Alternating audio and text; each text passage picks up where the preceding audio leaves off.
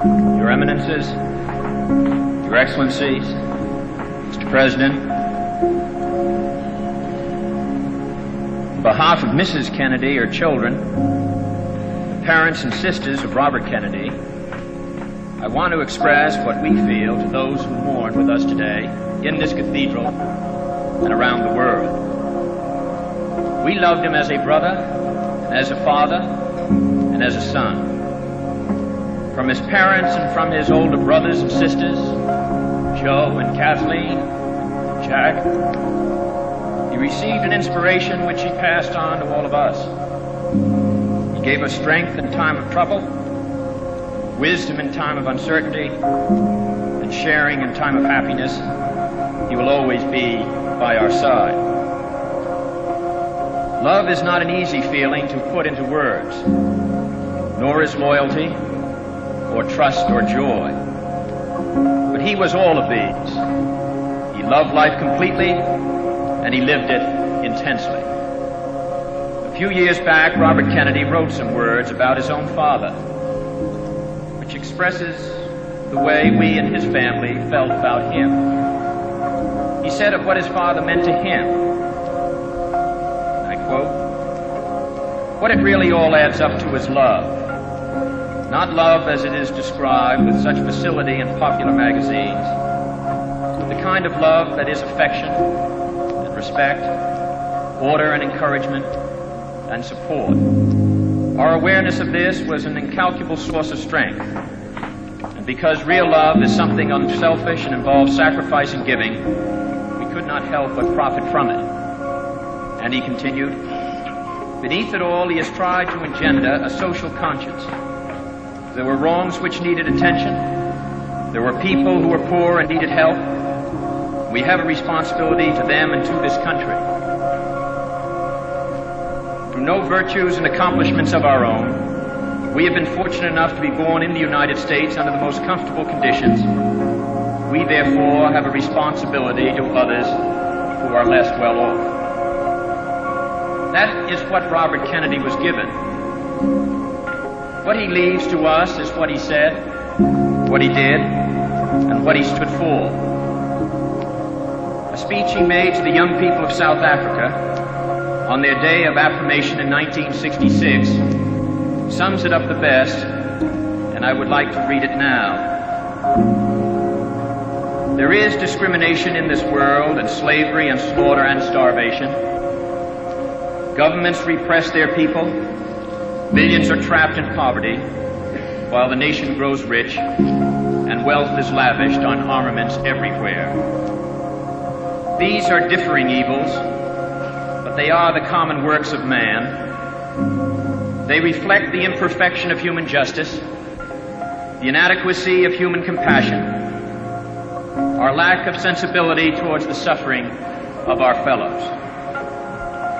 But we can perhaps remember, even if only for a time, that those who live with us are our brothers, that they share with us the same short moment of life, that they seek, as we do, nothing but the chance to live out their lives in purpose and happiness, winning what satisfaction and fulfillment they can. Surely this bond of common faith, this bond of common goal, can begin to teach us something. Surely we can learn, at least, to look at those around us as fellow men. And surely we can begin to work a little harder to bind up the wounds among us and to become in our own hearts brothers and countrymen once again. The answer is to rely on youth, not a time of life but a state of mind, a temper of the will, a quality of imagination, a predominance of courage over timidity, of the appetite for adventure over the love of ease. The cruelties and obstacles of this swiftly changing planet will not yield to the obsolete dogmas and outworn slogans. They cannot be moved by those who cling to a present that is already dying, who prefer the illusion of security to the excitement and danger that come with even the most peaceful progress. It is a revolutionary world we live in, And this generation at home and around the world has had thrust upon it a greater burden of responsibility than any generation that has ever lived.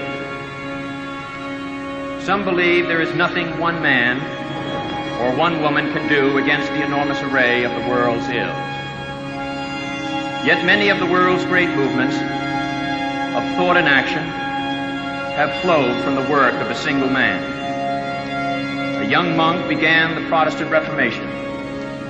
A young general extended an empire from Macedonia to the borders of the earth.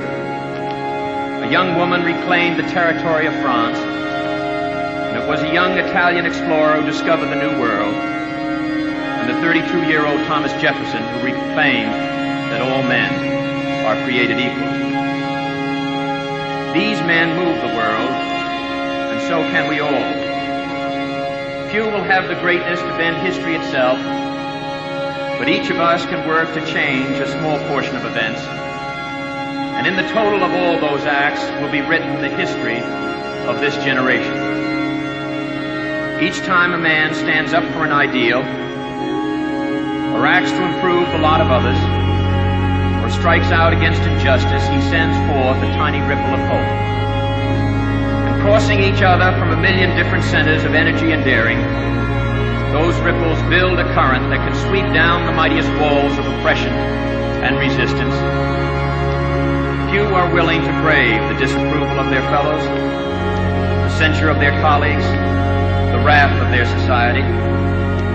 Moral courage is a rarer commodity than bravery in battle or great intelligence.